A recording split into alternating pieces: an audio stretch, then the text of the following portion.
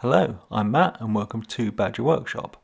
I made this saw till earlier in the year and I said at the time it might motivate me to actually restore these saws. So it might have taken me a while, but I'm finally going to get round to doing it. And the first thing is to get these handles removed. I get the screws undone and then I can use a punch to knock out the other end.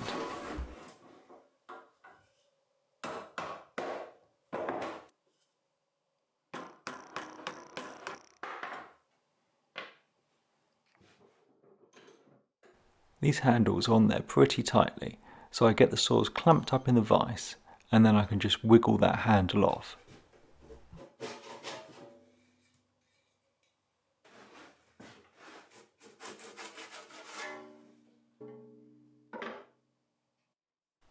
These blades have some rust on them and I want to get it removed with doing as little damage as possible, so I'm going to try soaking them in vinegar. I've only got enough vinegar to get one side covered at a time, so I leave them in there for 24 hours and then turn them over, get the other side done. But I wasn't idle while I was waiting for the rust to remove. I could start work on the handles. First I just used the random orbital sander to get most of the varnish removed from the flat surfaces. Then I could use the spindle sander to help clean up the curved parts.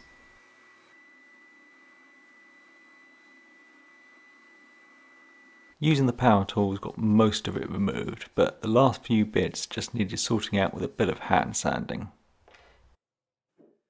To finish the handles, I'm just going to use some of my homemade badger wax. So I just brush some of this on and leave it on there for about 10 minutes, and then I come back with a microfiber cloth, wipe off any excess and give it a polish up.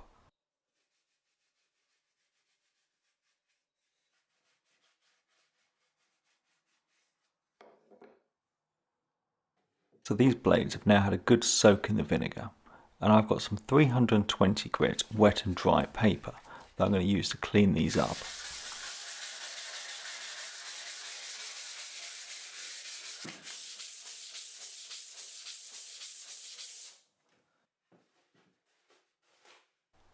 With all the muck removed, they're certainly not perfect, but they're looking much better and I'm quite happy with the finish.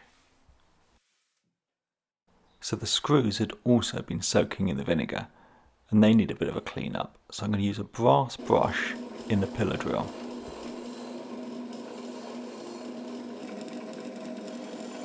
And this really makes quick work of cleaning them up. Now it's just a case of getting them both put back together. The handles now go on a little easier now the blades have been cleaned up. The screws can go in, get tapped down into place and then tightened up.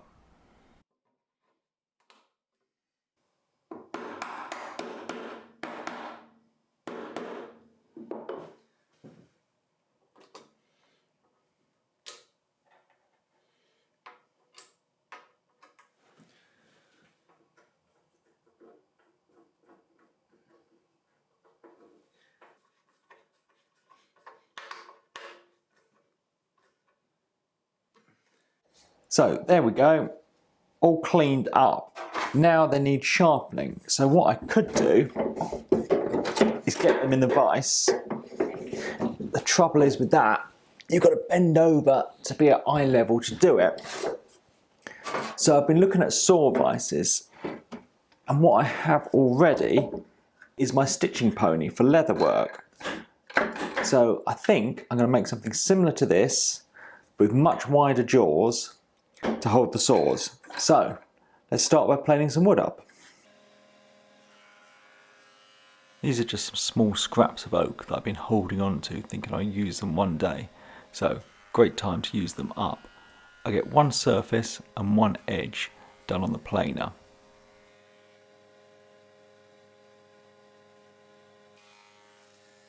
Then I can take the pieces over to the table saw and get some bits ripped down. I can then get them cut to length.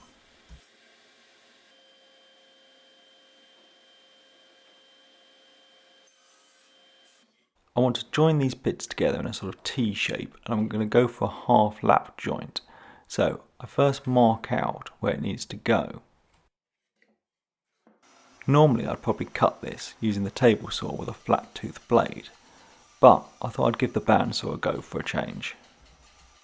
I get most of my material removed, but I just go a little shy of that base line. I can then get it held down to the bench, and I'm going to use a chisel to pare down to the line.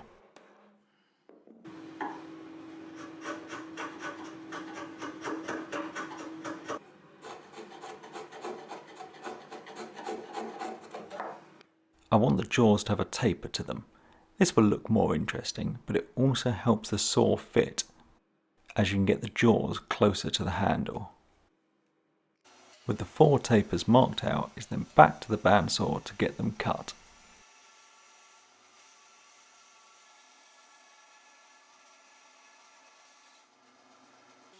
I use the random orbital sander to clean up all the saw marks, and then we can start getting this put together.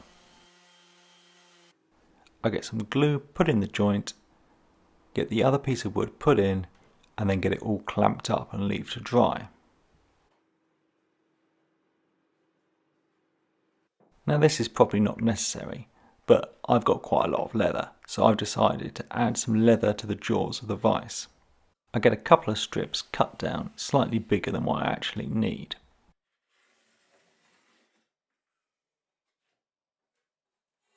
I can then get some PVA wood glue put onto the jaws of the vise, get these leather strips put on, and then I can clamp the 2 jaws together until the glue dries.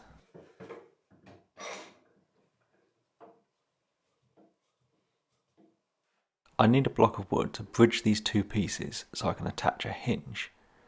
I mark out the shape I want it to go, and I want it to have a notch in it. You'll see what I'm trying to do in a bit, but I get this cut out on the bandsaw.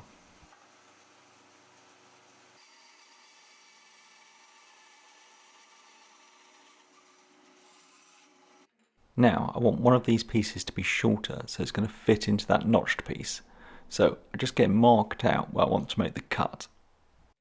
Now I forgot to film this, so this is a rag and bone brown style dramatic recreation. I got so caught up in the drama of it all, I genuinely went to turn off the bandsaw after making the cut. Anyway, after I had a good laugh at my own expense, I went and trimmed all that leather back.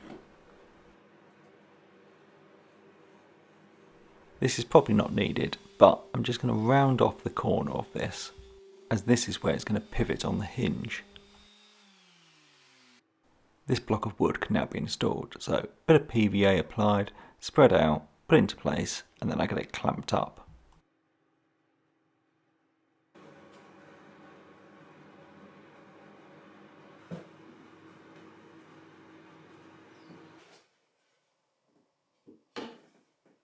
When that's had a chance to dry, I can get these 2 pieces attached together. I went through my parts bin and found this old hinge. It's not the prettiest, but I am just making a tool, not a piece of furniture.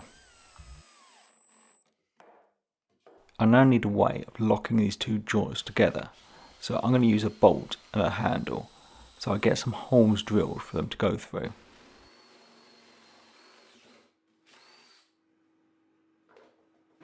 I get a bolt put through the back and then locked in place with a nylon nut.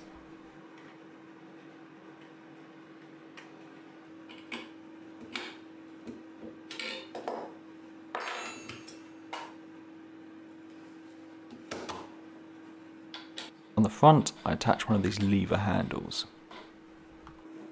To finish, it's more of the old badger wax.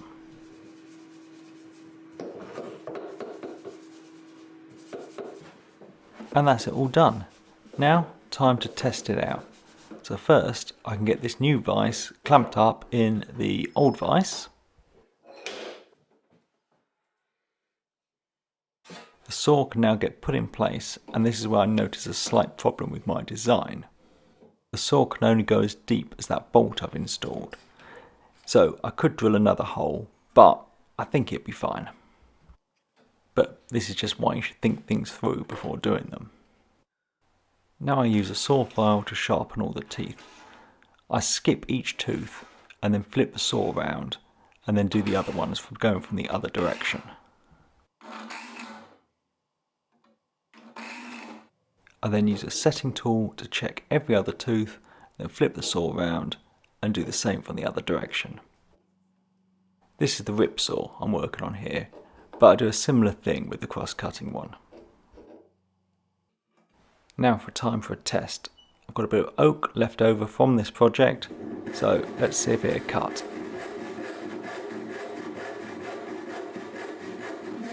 And it's like a hot knife through butter, nothing better than a freshly sharpened saw. So that's them all done. Not tools I use that often, but nice to have. Thanks for watching, thanks to my patrons, and please subscribe for more videos.